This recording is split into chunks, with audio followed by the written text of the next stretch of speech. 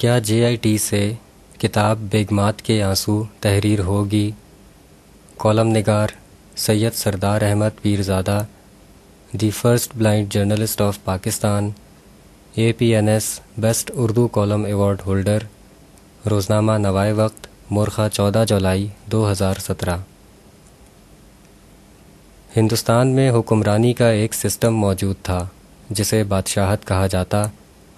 انگریزوں نے 1857 میں بلا امتیاز تفصیلی آپریشن کر کے اس سسٹم میں تبدیلی لائی اور بادشاہت ختم ہو گئی۔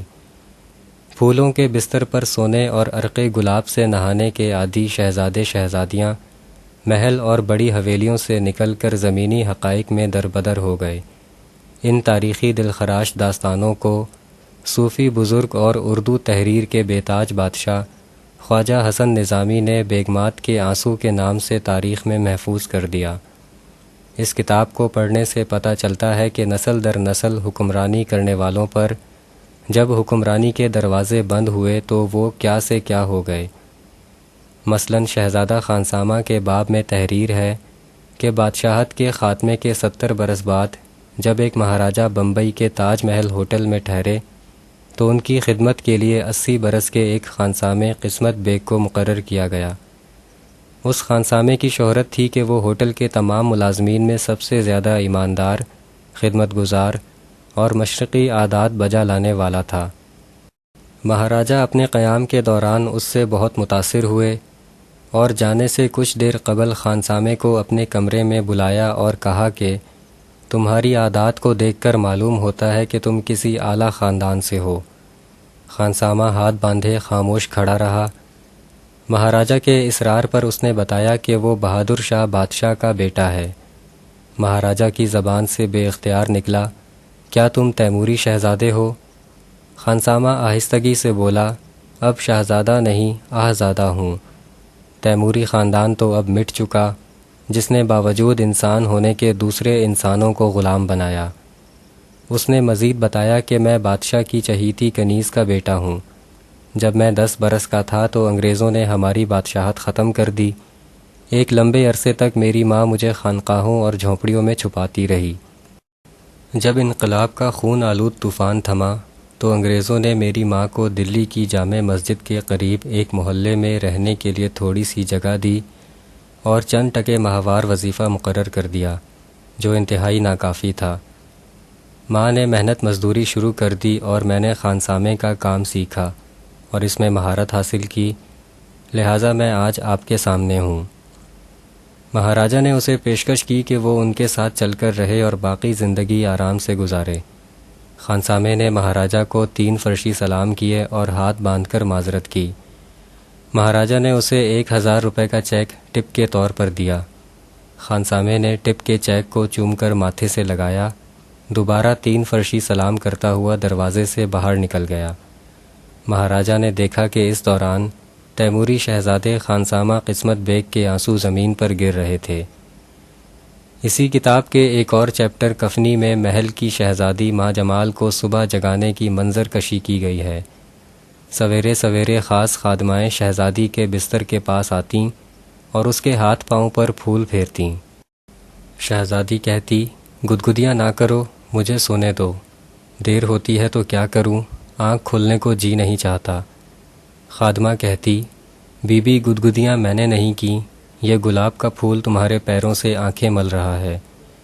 شہزادی کہتی، ذرا سندری کو بلاؤ، بانسری بجائے، ہلکے سروں میں بھیرویں سنائے، گل چمن کہاں ہے، چپی کرے۔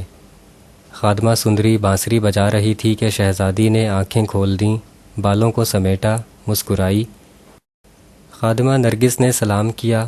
جواب میں شہزادی نے اس کے ایک چٹکی لی اور انگڑائی لے کر اٹھ بیٹھی اور کہا، دلشاد، ہم نے نرگس کے چٹکی لی تو یہ ہنسی نہیں، منہ بنا لیا۔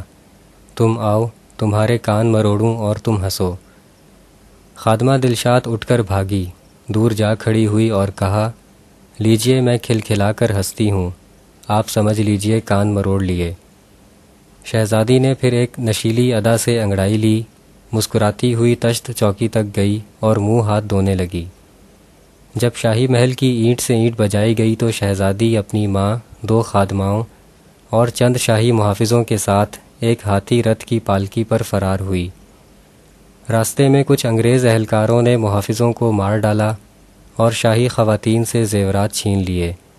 ہاتھی رتھ کچھ آگے بڑھا تو ڈاکوؤں نے ان پر حملہ کر دیا اور شاہی ہیرے جواہرات کا مطالبہ کیا۔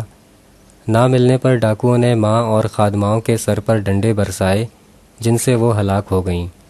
شہزادی یہ سب کچھ برداشت نہ کر سکی اور غش کھا کر گر گئی۔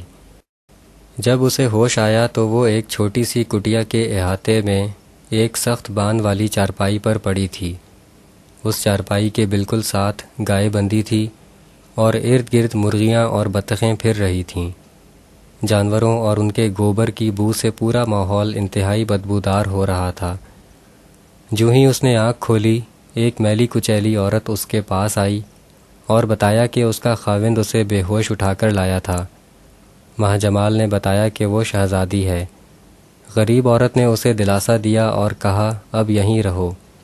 تھوڑے دنوں بعد اس کٹیا میں آگ لگ گئی۔ وہ عورت اور اس کا خاوند سامان نکالنے کے لیے اندر گئے تو جل کر مر گئے۔ شہزادی پھر اکیلی رہ گئی۔ اسے ایک نمبردار نوکرانی بنا کر اپنے گھر لے گیا۔ اس کی 2 بیویاں تھیں۔ رات کو ایک بیوی نے دودھ چولہے پر رکھنے کو کہا۔ شہزادی نے پہلے کبھی دودھ چولہے پر نہیں رکھا تھا۔ اسے ٹھوکر لگی اور دودھ گر گیا۔ مالکن نے آ کر جوتیوں اور تھپڑوں سے اس کی بہت پٹائی کی۔ اس دوران دوسری بیوی نے اسے اپنے بچے سلانے کو کہا۔ یہ کام بھی اس کے لیے نیا تھا۔ اس پر بھی اس کی خوب مار پیٹ کی گئی۔ آخر کار اس کو جانوروں کے گھاس پھوس کے ڈھیر پر سونے کے لیے دھکا دے دیا گیا۔ جب وہ صبح اٹھی تو شاہی محل کی یاد اس کے تازہ زخموں کی تکلیف سے زیادہ اذیت ناک تھی۔ شہزادی ماں جمال کو سب یاد آ رہا تھا کہ کیسے پھولوں کی گدگدی کر کے اسے اٹھایا جاتا، کیسے بانسری کے سروں میں وہ آنکھیں کھولتی، کیسے چنبیلی کی پھوار میں وہ انگڑائی لیتی۔ دنیا کی تاریخ بتاتی ہے کہ کسی بھی سسٹم کو تبدیل کرنے کے لیے ایک بلا امتیاز تفصیلی آپریشن کی ضرورت ہوتی ہے۔ پاکستان میں کرپشن اور بدعنوانی کے سسٹم کو تبدیل کرنے کے نام پر پہلے بھی بہت دفعہ مخصوص مقاصد کے لیے کمیشن بنے، تخت الٹائے گئے اور سزائیں ہوئیں، لیکن کرپٹ سسٹم تبدیل نہ ہوا۔ کیا موجودہ JIT سے ایک اور کتاب بیگمات کے آنسو تحریر ہو سکے گی؟ شکریہ، دی اینڈ۔